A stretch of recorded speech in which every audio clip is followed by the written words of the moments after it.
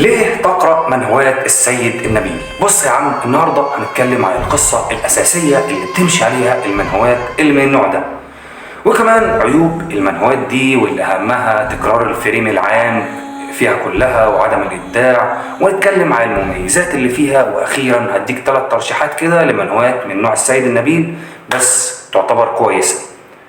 القصة دايما في شخص قوي جدا منيم العالم كله من المغرب، واما بقى بعد ما كان قوي وغالب الناس كلها في الاخر بيحصل له حاجه من اتنين: يا اما حد عزيز عليه يعني بيخونه ويقتله، يا اما يواجه كائن اقوى منه، يعني كائن استغفر الله العظيم الهه وكده، وبيتغلب عليه. وعايزك تراعي ان هو كان اقوى واحد، فتخيل قوه الكائن اللي هو بيقتله ده.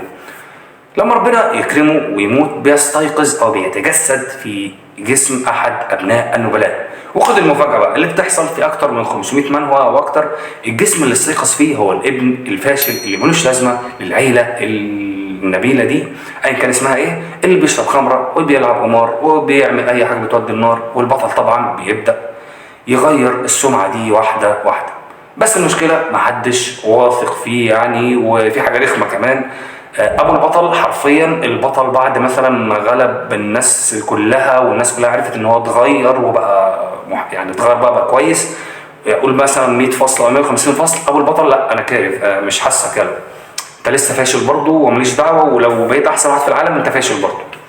لو حاجات كانت في اول فصلين مثلا.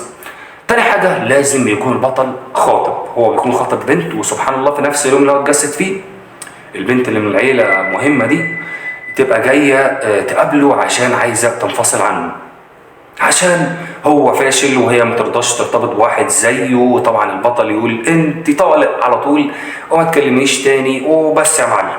هي بقى اول ما تنفصل عنه هم فاصلين بس، وهو تلاقي البنت اللذينه بتقول ايه: لما قلبي يدق بقوه عندما اراه، لما اصبح وسيما الى هذا الحد، اوه اي لاف هيم. وانا اللي هو انا شفت الدخله دي كتير قبل كده. حاضر ماشي.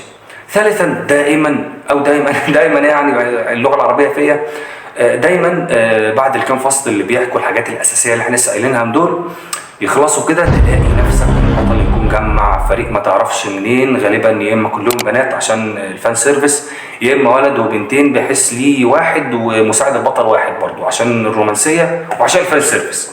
تمام. وقتها اخيرا بتظهر العصابه او المنظمه الاخيره اللي قتلت البطل في حياته السابقه، ويبدا ارك تدريب كده كبير بقى للبطل واصدقائه عشان يجهزوا ان هم يواجهوا المنظمه الاخيره. ودي مثلا يعني قول يا عم اللي احنا قلناه ده 90% من النوعيه دي من المنهوات. هتقولي طب يا عم ليه اتفرج مادام كلها مكرره مقرأ واحده بس وخلاص انا عرفت الباقي؟ بص يا صديقي، الفكره ببساطه فعلا الشكل الاساسي ليهم كلهم واحد، ولكن طريقه تقديم القصه والابتكار في تنفيذ الاحداث والأهم ده كله طبيعه وعمق الشخصيات وماضيها واهدافها، كل دي عوامل تخليك تكمل العمل.